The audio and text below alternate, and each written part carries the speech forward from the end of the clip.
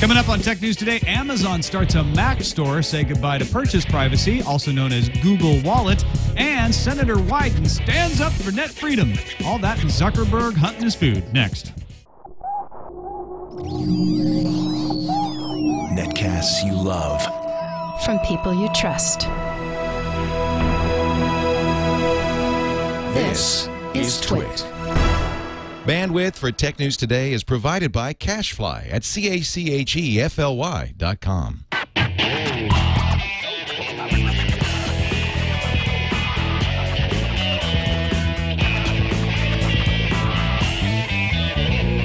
This is Tech News Today for Thursday, May 26, 2011. Tech News Today is brought to you by Freshbooks, the easy online invoicing service that gets you paid quickly and makes you look professional. Get started with a free package at freshbooks.com.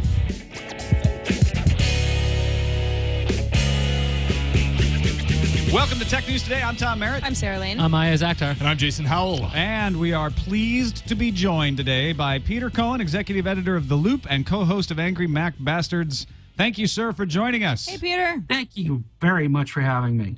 We should thank P. Delahanty in the chat room. Who made the introduction? And He said, went on Twitter and said, hey, Flarg, which is Peter's Twitter, you should be on Tech News Today. And Peter said, what the heck is that? If you tell me what that is, I'll invest. No, he said, if they'll have me, I'll be on. And I said, we'll totally have you on. And then Jason booked him, and here we are today. Wonderful. That was a easy. Happy ending. That's the end of the show. Thanks, everybody. All right, let's start with the Amazon Mac App Store. But it's Mac downloads. It's not. They very carefully did not just decide to raise the ire of Apple even farther by calling this one an app store. But it's a section of Amazon where you can download around 250 titles of software for OS X, including Microsoft Office. Now they're calling it. which ahead, you can't Peter. get from the Mac App Store. Is that right? You cannot get that in the official Mac App Store. That's right. No. And this is interesting. They're filling out a part of the ecosystem that hasn't existed yet. So this is cool stuff. Well, I bet Apple doesn't think it's all that cool. I bet they're mad. I mean, they're calling it the Mac download store from within Amazon. So it's like, what else could they call it? I mean, that's the most literal interpretation of what they're doing is possible. But I can still see Apple being like, that's not, you said Mac. Well, there's a huge difference here. I mean, first, it's not a piece of software, right? It's on a browser, so you can download the stuff. It's like one marketplace for all these things. You could download a lot of these things elsewhere. The big thing I think Apple would be really angry about is not getting their cut. I mean, the App Store, they actually get, 30%, I think, on all the software that's there. I don't know what kind of deals Amazon has with Microsoft. Be like, oh, yeah, we'll have your stuff. We'll host your programs. Is Apple getting 30% on apps in the Mac App Store? I think so. Okay. Of course, yeah, it's the same cut that they get in the iOS store. But here's the interesting thing. Apple went into the Mac App Store announcing, they said up front when they announced the Mac App Store, listen, we're not trying to make this an exclusive way for people to get software.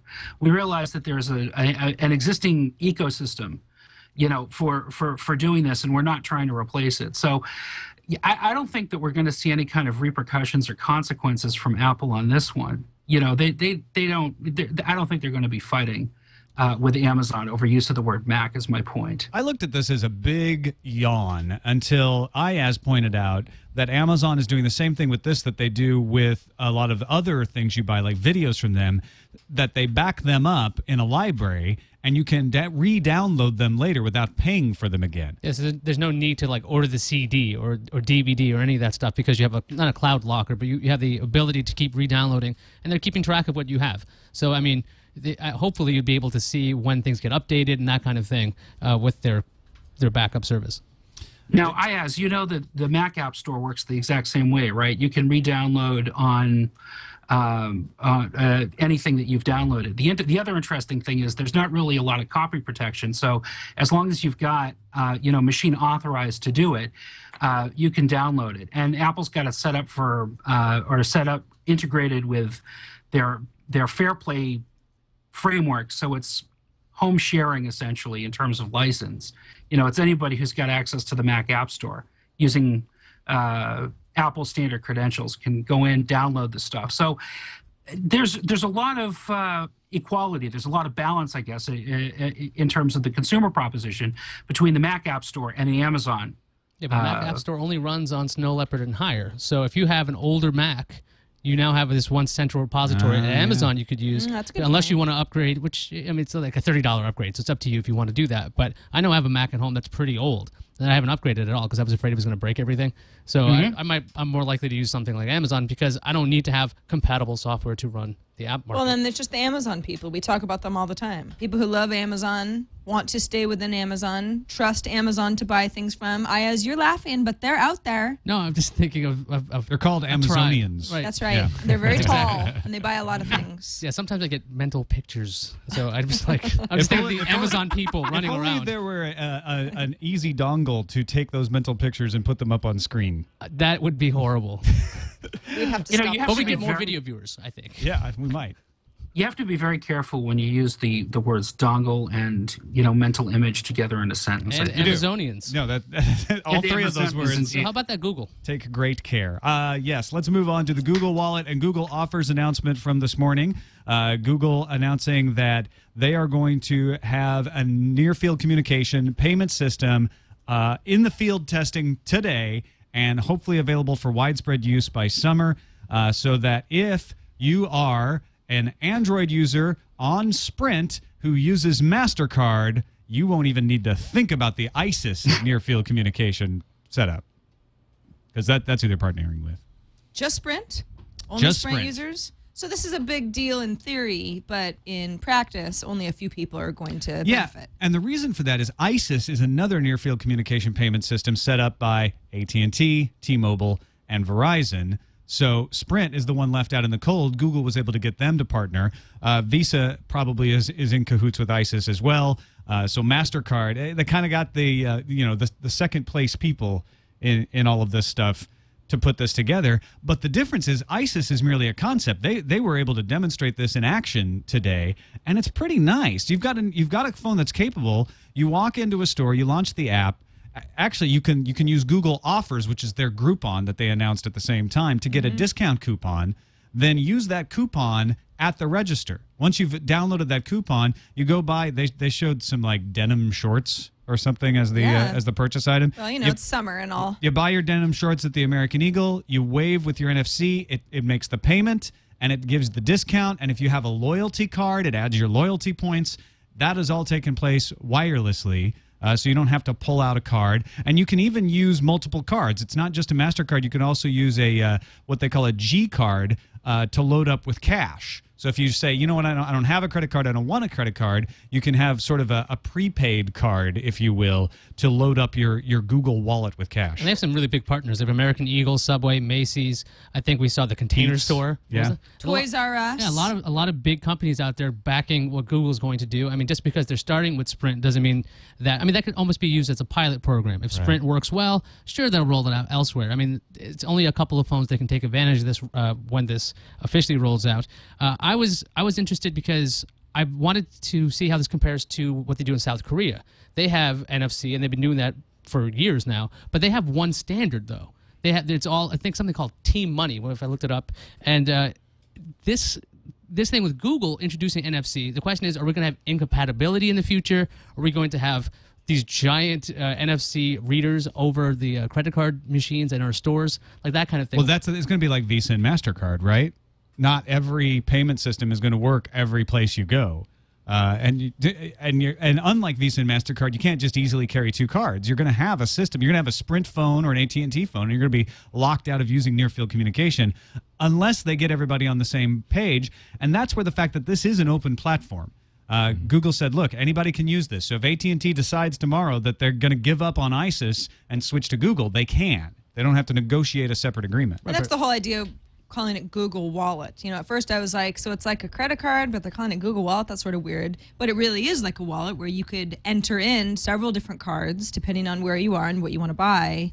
It's like a little digital wallet from within that apparently is supposed to be more secure for anybody who's like, gosh, I really have a problem entering this information and then just carrying it around in my phone. Doesn't that seem insecure? I guess, at least in Google's eyes, it's more secure because you can lock the screen, you have to use a PIN, and the full card number is never actually seen. So if somebody were to, be looking over your shoulder, for example, it's not as if they're coming up behind you at the ATM machine. They can't actually write down your number. Also, the card data is only stored in the NXP PN65 near-field communication chip, which they claim is not only tamper but also laser resistant. Wow.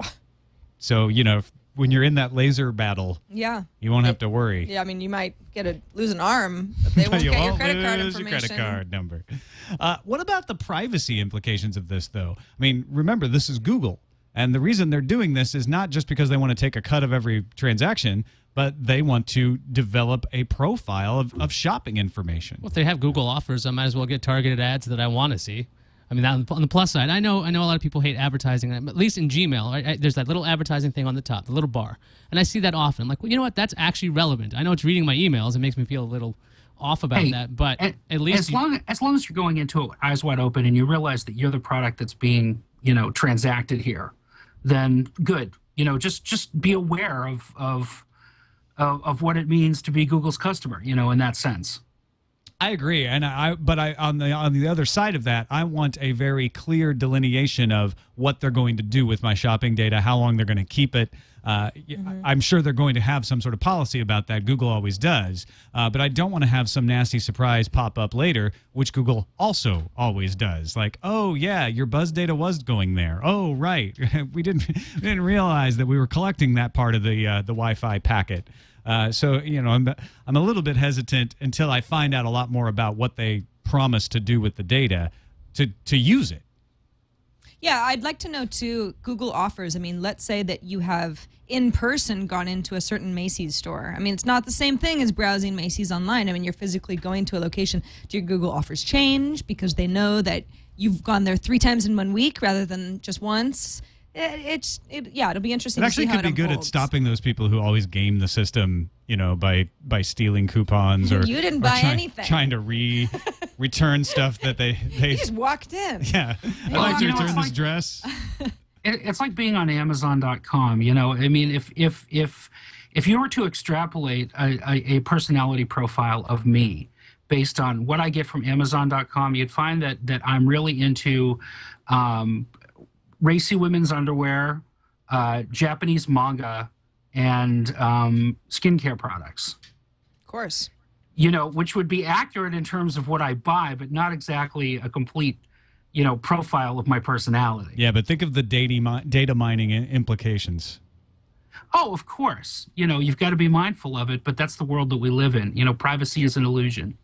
Now, the other thing they're talking about is being able to have this available as a sticker, an NFC sticker, which would make it easier to deploy on participating phones. You wouldn't necessarily even have to buy a new device if your carrier participates. So a lot of interesting things in this. It is both good in that, hey, it's the best and the first working United States of America NFC payment system yet. It's also Google getting another piece of my life that they're going to store on their servers. Exactly. Microsoft's Steve Ballmer comes under fire from David Einhorn. He is the president of Greenlight Capital Hedge Fund, and he was speaking at the annual Irisone Investment Research Conference in New York on Wednesday. Said Microsoft's 9-person board, or he said it's time for Microsoft's board to tell Steve Ballmer, all right, we see what you can do.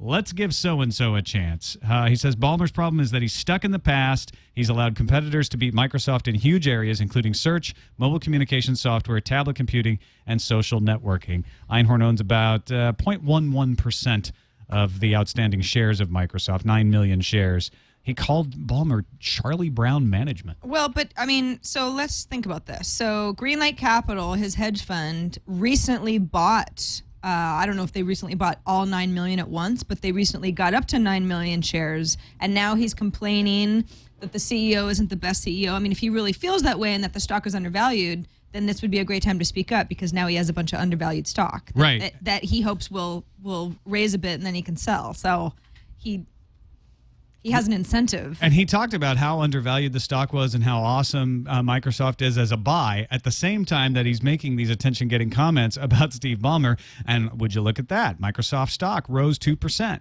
Exactly. Over the Ballmer's course of been the in trading charge day. for since 2000. So if you take a look at the stats, I mean, the stock's only split like once since then. Before then, it was splitting a lot. I think it was a 2-for-1 split somewhere in 2002. Someone can correct me if I'm wrong about that. And it's been a really safe pick, right? Microsoft stock isn't like Apple where you see it going into like the hundreds of dollars. It's been at $40, $20, something like that every now and then. So, I mean, obviously, you got to go to the CEO. You got to go, who's in charge? Ballmer's been in charge for a long time. I could see why he's saying this, of course. I mean, if his stock portfolio does better, he's going to make some money. Microsoft's board, including chairman and co-founder Bill Gates, reportedly told Reuters that they support Ballmer and they have no other qualms about him. So there's no indication that Microsoft's board wants to get rid of Steve Ballmer. But this is another in a series of little stories that indicate that not everybody is pleased with the CEO. Very true. Let's take a quick break and thank our sponsor, Freshbooks. If you've got online invoicing to do, you might want to try them out. It's an easy way to invoice, and you might think invoicing is hard because it is. It's usually a pain in the ass. FreshBooks allows you to quickly and easily create and send professional-looking invoices. You can upload your company logo to appear on an invoice, giving them a professional look. Email goes out by FreshBooks. They look at the date that your invoice is due. They'll follow up with past due dates for you if that's the case. They'll accept the payments. They accept 11 different credit card payments. They'll even, for a little extra charge, print up an invoice and mail it out if you've got any old-fashioned clients who are like, I don't take email invoices. I've got to have it printed out. You get 3 clients for free, so there's no reason not to try it out. Next time you need to invoice, go to freshbooks.com, start up a client, send them an invoice, see how you like it. I use it, and it is really simplified things from having to go use some kind of office template and mess with customizing it every time. You go to FreshBooks, everything's pre-populated with your client if you bill a client more than once, which you do. And on top of that, if you tell them you heard about it on Tech News Today, you could win a cake. A real cake that you can eat, and it's delicious. Just let them know you heard about it on Tech News Today. Every week, FreshBooks gives away a birthday cake to one of your audience members, and it doesn't even have to be your birthday to win the cake. No. So the big win is getting invoicing made easier and leaving more time for you to eat cake. And then the secondary win is having cake to eat. Right. As part of that time that you regain. You have the time to eat cake as slowly as you want. Right. If that's what you want to do. And it's a whole cake. You're not just eating a slice. No. It's an entire cake. We had one. I ate most of it that day, but there is no stipulation that you have to share. It's true. No. All right, on to the Senate passing on to a wider vote. The Protect IP Act. The Senate Judiciary Committee unanimously advanced the act to the Senate floor. Protect IP is the next version of COICA. COICA was a bill which says we want to give the government the opportunity to bring lawsuits against sites dedicated to infringing activities. Before this, it would have to be a civil matter. We want to give the government the ability to obtain court orders to require search engines to stop linking to infringing activities. Want to give the Department of Justice court orders demanding ISPs stop rendering DNS for a website, whether it's in the United States or not, if it's found to be infringing. And we want to give rights holders the ability to seek court orders instructing online ad services and credit card companies to end partnerships with infringing sites. All of this is still in the Protect IP Act. The only thing they changed from COICA is to narrow the definition of what an infringing site is. Yeah, the infringing site. So from the statute, it's an internet site dedicated to infringing activities, meaning an internet site that has no significant use other than engaging in, enabling, or facilitating the reproduction, distribution, or public performance of copyrighted works. And it goes on pretty much saying, if your site is dedicated to this, which means there sounds like there's a real easy workaround against this law, by the way. If you're dedicated to this illegal activity, you can be taken down. Well, the other side of it, though, is if you can make an argument that YouTube, for instance, is predominantly pirated stuff, which, that was the argument Viacom was making against YouTube back a few years ago when they took them to court. You could get them shut down without having to go through a court case. The Viacom YouTube court case has been going through the courts now for 5 or 6 years, but under this law, YouTube would already be shut down. Well, I guess it really turns on dedicated. Right? Is it your intent? Does that matter in this particular case? Because if YouTube's intent was, look, we just wanted to host your content. And that's the entire Viacom case. Right. And so instead of having a 5 or 6 year case to determine that, they would have one judge sitting there going, yeah, looks like it's dedicated that to me. Well, and that's the thing is YouTube is it's an example where we say, obviously some people have copyright issued issues with videos that they upload onto YouTube, but that's not the point of YouTube. But a smaller video sharing site, for example, another company could be their rival and want to take them down for whatever reason. And now they're not necessarily going through all the governmental change that they should be because they have a vested interest in ruining this other company, and it gets messy. Yeah. Well, critics include Google's chairman Eric Schmidt, obviously because they own YouTube, who says the legislation threatens free speech by providing the government with a simple and effective way of silencing critics. Just brand them copyright pirates. Get a friendly judge, you're the analog of an East Texas judge for patents for copyright infringement, and rubber stamp this stuff. You can turn off any website you want. Now, your fear is based on abusing this law, though. Yeah. Right? I mean, if somebody's, let's say you're an actual rights holder. Well, my fear isn't so much on abusing the law as the interpretation of what an infringing site is, but that leads to abusing the law. What's going to happen is you're going to have lawyers arguing this forever. I mean, that's why the case is taking so long in Viacom.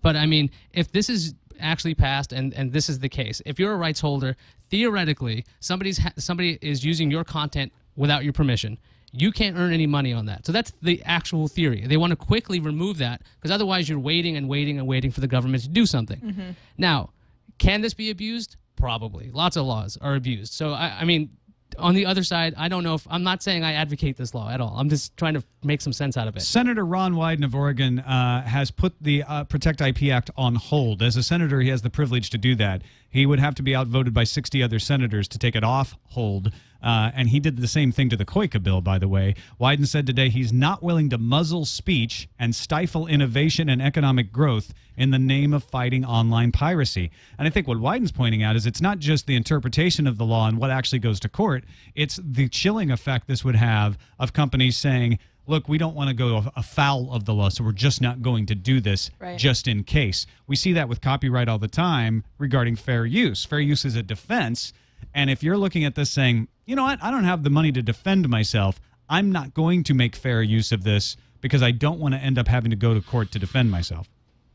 You know, Eric Schmidt's, his position that, government criticism, you just brand them as copyright pirates and this would be an effective way to silence them. I mean, they still have to be pirating copyrights. Just because you're critical of the government doesn't mean that this is something that could be used to silence you. And the other weird thing is that if there are really copyright issues, the DMCA allows these private holders to take these sites down and actually say to search engines, don't link to this. So we already see ICE going around getting DNS blocks under current law as it is. This might be very unnecessary. Like, it's duplicating a lot of things.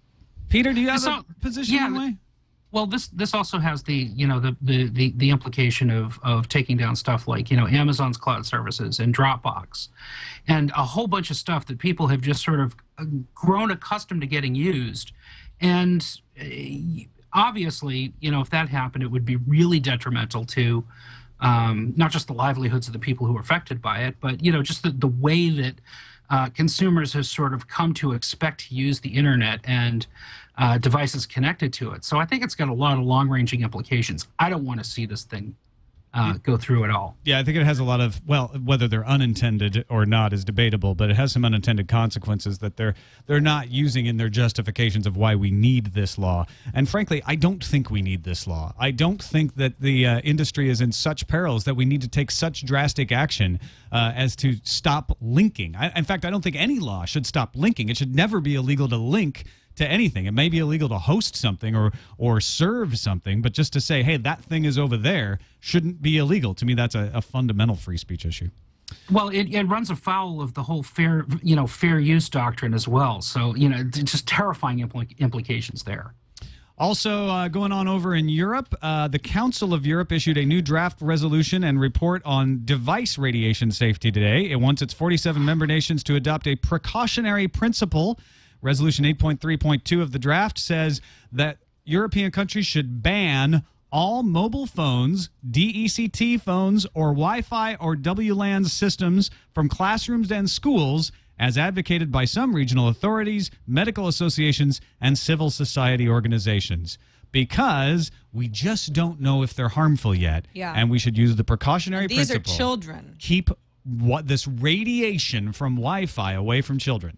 So all of the classrooms who have kind of gone forward as far as technology goes, where kids have computers and iPads at their desk and that sort of thing, none of that's going to work anymore. Once you turn off the Wi-Fi, Don't want them to be using 3G either. No, That's actually, dangerous. Well, that's a good point. 3G blankets entire areas, so they probably ought to erect Faraday cages over all schools. Maybe just that's precautionary. That's a Just great to be idea. well, safe. maybe in cities where there are children, just turn off the 3G. And don't forget the. I think AT&T may already Don't be forget doing the economic benefit here. People are going to be wiring their computers again. Okay, we're going to have Ethernet in classrooms instead of this silly Wi-Fi. You know what that is, Iyaz? It's a tripping. Hazard. Yeah. There are it's a going to be safety kids issue, so breaking their then- legs left and right because of these wires. Then Think no they ought wireless to think and about no that wire. too. Oh, they're gonna Council of Europe, listen up. have to build channels then for these wires to make sure Right, people don't trip. underground sort of mole passageways. In all seriousness, sadly, this is We weren't being serious there. A real no. That's why. That's why I'm delineating. There are people who really fear this and claim that there is a sensitivity to radiation. Wi-Fi radiation is essentially no different physically than light, other than frequency. Although there's high frequency light, and X-rays are light. Radio waves are light. So just calling it radiation doesn't tell you what kind of radiation it is. And up till now, there has been absolutely zero evidence that this is harmful. But they addressed that in the summary for the draft. Waiting for high levels of scientific and clinical proof can lead to very high health and economic costs, as was the case in the past with asbestos, leaded petrol, and tobacco. So, if you wait long enough, apparently, the results Well, and it goes on to say these devices appear to have more or less potentially harmful non-thermal biological effects on plants, insects, and animals. I may be missing it, but I have never heard of any non-thermal effect being proven. In fact, people who say they have sensitivity to Wi-Fi radiation have gone in for studies, and in blind tests, when you don't tell them that the Wi-Fi is either on or off, they don't know. they can't. The symptoms do not appear. So it's all psychosomatic. Possibly. And that's exactly the point of a response that occurs in this thread here at Ars Technica that is just absolutely beautiful. After establishing his or her bona fides as an expert in hazard assessment, they said, no one has, to my knowledge, demonstrated a solid link between low power, non-ionizing radiation and significant, potentially lethal long-term biological effects. I get a headache is whiny anecdote, not data. This point cannot be overemphasized enough. Yeah. The data just isn't there to support it right now. Unlike things like climate change. Things that we actually know about. Climate change is just a theory. Well, like gravity. Well, it is. If you It use is the a theory. argument like, what if something like this happens to be another asbestos crisis and people are getting cancer and they're very sick? It's like, well, that could apply to so many things that are new that we Right. don't have 30 years of data to cover. And to say kids shouldn't be able to use Wi-Fi in schools because we just don't know if something catastrophic might happen down the road is limiting. Talk about limiting creativity. I'd like this ban Well, to be that's in theaters. Really. I That's don't want just the it. phones. There's a tipping point where overcaution ends up becoming sort of Ludditism, or Luddism. You cannot make it work. At some point or another, you've got to progress technology, and the human race has to evolve with it. That's what we do as tool makers. And there's a place for the precautionary principle where there is significant doubt. I would say Sure. I don't think cell phone radiation effect on the phone is going to turn out to be very high. I don't think that. But there is some scientific data indicating there might be a correlation. And in that case, I say, good. Then we should say, you know what? We advise people to use headsets because we just don't know yet. That's a place for the precautionary principle. Wi-Fi, on the other hand, there isn't a shred of evidence saying that there is any harm from this. So saying, you know what, I'm just illogically afraid that there might be someday and we're just missing it is not a basis for law. Amen. All right. Let's move on to Sony doing some good finally. It's not a hack of the day. Sony is doling out their identity protection.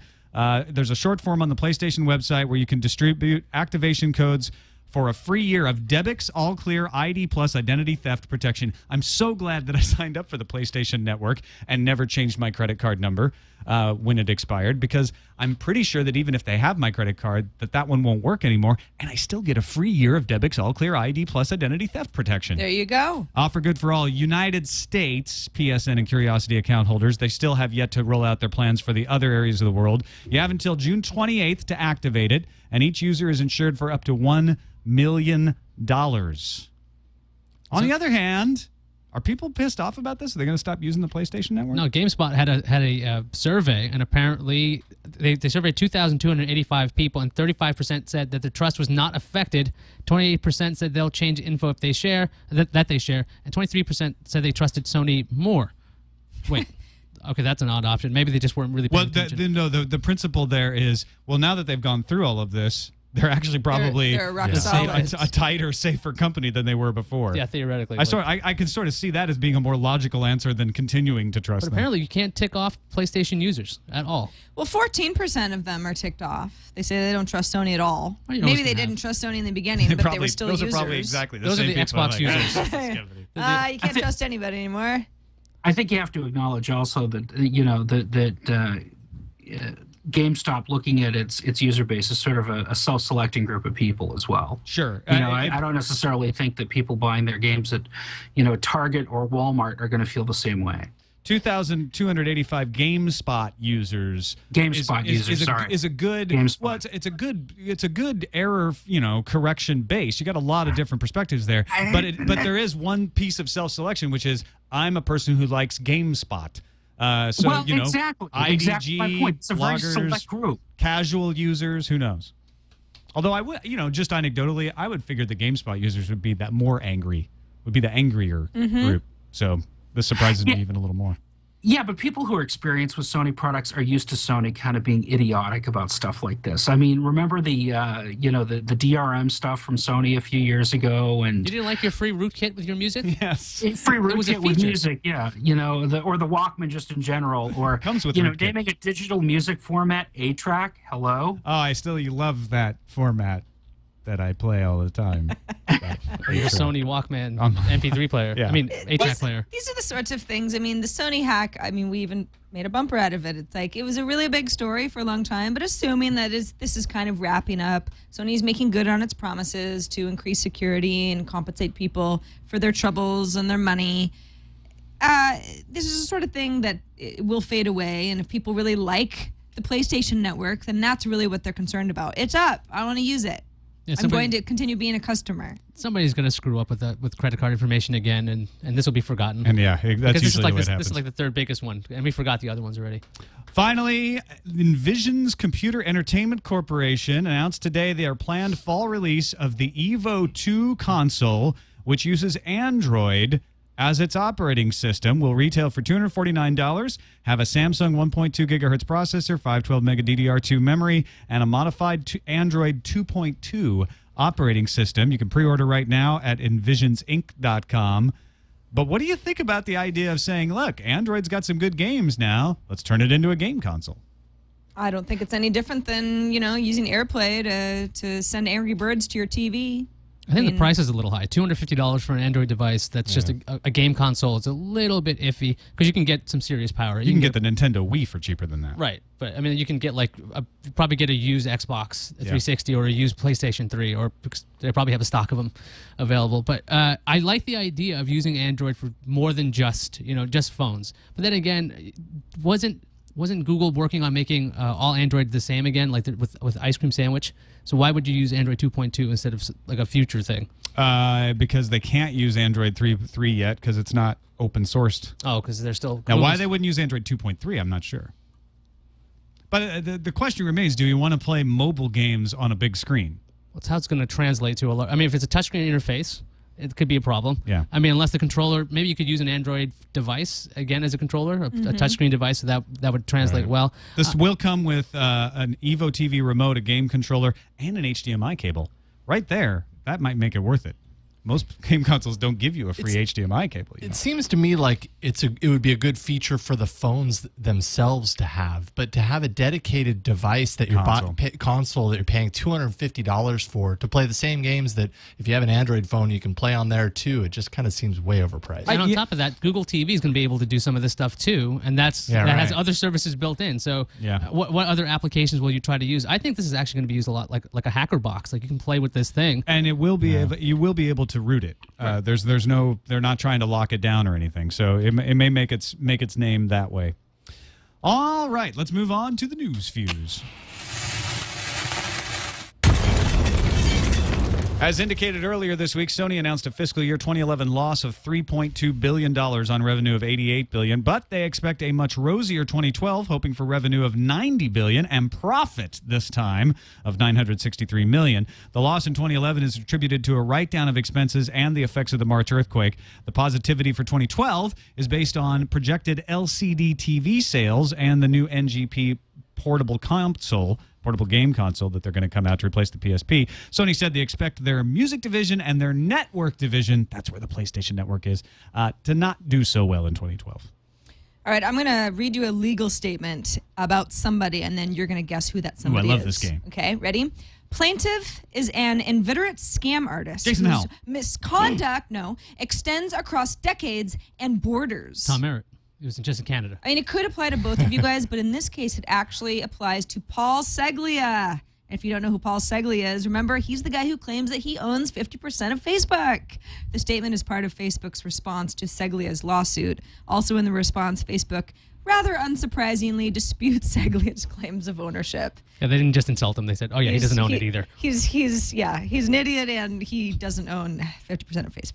Nothing can stop the Samsung Galaxy S from taking over Japan. Not Godzilla, not Mothra, and not even the Apple iPhone. The Android-powered smartphone outsold the iPhone in the first quarter of this year. This is the first time an Android device has toppled the iPhone in Japan. All right, so Barnes & Noble said their newest Nook had better battery life than Kindle. Then Amazon's changed its math to show that the Kindle had similar battery life to the Nook. Now Barnes & Noble says that the Simple Touch reader's battery life under continuous usage lasted twice as long as a Kindle 3. Amazon, your turn. The invite for the Sprint Motorola event scheduled for June 9th was sparse on details, but Techno Buffalo reports that the two will launch the Photon 4G. Set photons to 4G. Yes, it will run Android using a Tegra 2 processor along with a 4.3-inch QHD display. Oh, and it's also rumored to be like the Atrix, so you'll be able to dock the phone and use it as a laptop. Remains to be seen, but interesting idea. Apple's iPhone PR team is reaching out to journalists, telling them to attend WWDC. Of course, that started a whole set of rumors that there's going to be an iPhone at WWDC. The consensus is that Apple will unveil the iPhone 4S with the internals, like the processor, getting an upgrade while the design will stay pretty much the same. Don't need to buy that. Less than 10 days ago, Intel's CEO said they won't produce ARM chips because the royalty fee would eat into the company's profits. Apparently, he didn't tell Intel CFO Stacy Smith about that. Smith said Intel would be open to making non-Intel chips if the right client came along. Let the speculation restart that Intel will make ARM chips for Apple. According to a report from the Interactive Advertising Bureau, advertisers bought $7.3 billion worth of online advertising in the first quarter of this year. That's an increase of 23% year over year. Bad news for Yahoo, though. IDC reports that Google is now the leader in the online display market, knocking Yahoo off the throne for the first time. Does Yahoo have any thrones anymore? Maybe. I think Carol Bartz keeps it in her office. She has a throne. She has the throne. Just she plays the Game of Thrones. That's where she flips off everybody. It's one of those $6,000 toilets from Japan. That's where Yahoo's profits are going. They're all going into the toilet. So true. On to the randomizer. Randomizer. Every year, Mark Zuckerberg sets himself a new challenge. Last year, it was to learn Chinese. I don't know if he achieved it. I assume he did. Yeah, he had a lot of help with that. He learned some Chinese. But now he's determined to get in touch with his food. He is pursuing a new personal challenge, saying the only meat he's eating is from animals he kills himself. So he is going to get a hunting license, or apparently he must. This is going to be a scofflaw. Right, he's become the predator, effectively. Yeah. So he's running around. He's become Ted Nugent, really. Zucker Nuge. It's not like Ted he's Nugent's a big, like, I only eat the animals I kill. It's not like he's showing up to G8 with a gun, all right? I don't know if he's like Ted Nugent in that way. Ted Nugent kind of shows up everywhere. Are you saying he's more like Interview with the Vampire? He's like, oh, I don't want to kill the big animals. I'll just eat rats. So he's just... Well, I have a simple question. What happens when Zuckerberg develops a taste for human flesh? And who says it already hasn't? Yeah, exactly. Also, I mean, That's a different Crazy challenge. internet billionaire. Yeah. I mean, he could set up his own island and stock it with humans and then hunt them for sport and eat them one at a time. Patricia, come into my office. Or, was never maybe seen if we again. see him wearing, this long fur coat, we'll be like, well, he did kill that buffalo with his bare hands, so it's a If I good see look for him- him. He's using the whole beast. If I see him dancing around with his junk tucked between his legs in a kimono, dancing to Goodbye Horses by Lazarus Q, I'm running. I'm already running. We're all ready. It puts the lotion in the basket or it gets the hose again. That's where I draw the That's line. next year's Okay? challenge. Yes, exactly. All right, let's move on to the calendar. Amazon is repeating that whole Lady Gaga album for 99-cent deal. And this time they say they have proper server allocation. They're ready for you little monsters. It's going to be okay. Tom, did you ever figure out if you could access your Lady Gaga album? I never bothered, but I do have my 20 gigs, so I'm good. So it's all good. Well, if for whatever reason it didn't work the first time, you have a second chance. I got my space. All right. That's all I needed.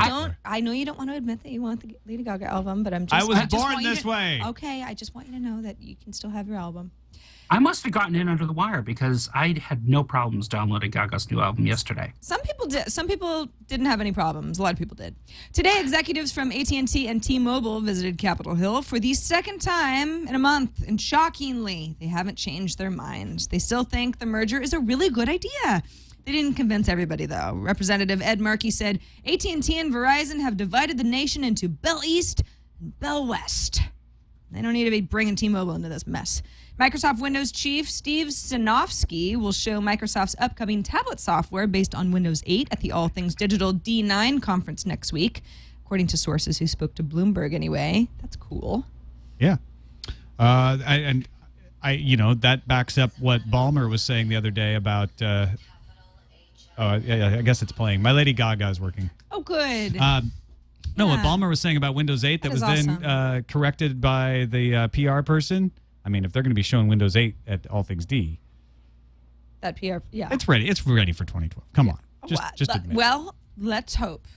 Move on to the email, tnt@twit.tv. First email from Paul Clements from Exeter, Devon in the UK. Hi, TNT crew. Tom asked me to email this link about the latest WHO figures for suicide rates in China and other countries compared to the rate within Foxconn. He did provide a link. The link gives you the figures for 2009. And essentially, the most recent figures they have for China are 1999. But if you remember, I was saying in response to an email that the per capita death rate in the United States is not a good comparison to Foxconn's Chinese plant. I wondered what the Chinese rate was. Chinese rate in 1999 was 13 males per 100,000, 14.8 females per 100,000. That's 27.8 people. In 2010, Foxconn had 14 suicidal deaths out of 1 million employees. That's a rate of 1.4. So it is significantly smaller than the general population of China. Right. So we got an email from Semyon Kanovich. I apologize if I said that wrong. Semyon Kanovich. Dear TNT team, I heard many times on TWiT that Social Network movie is factually inaccurate. So my question is, where can I find a real story, or what is the most accurate book? Love the show, and say hi to Leo. Hi, Plus, Leo. He's Ukrainian. Leo. I said I should have tried a Slavic accent. The Accidental Billionaires by Ben Mesrich is the book that the movie was based on loosely. As I understand it, the details in the book are actually factual, and that they messed with them for the movie. You got to dramatize things. You could also, as Peter pointed out in prep, you could also just go to Wikipedia. Wikipedia, or you could check out just Google News Timeline. Just take a look.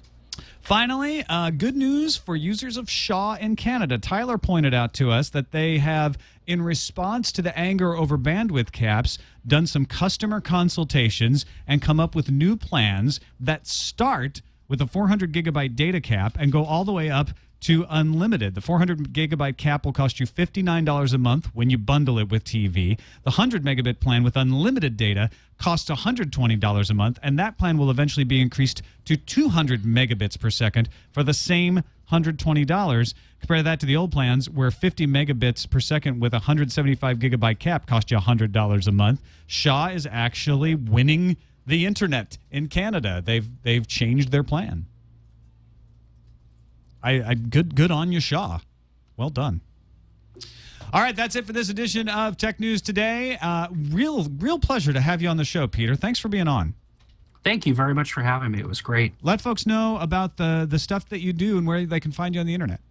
Executive editor at The Loop, loopinsight.com. We're an Apple analysis and news site.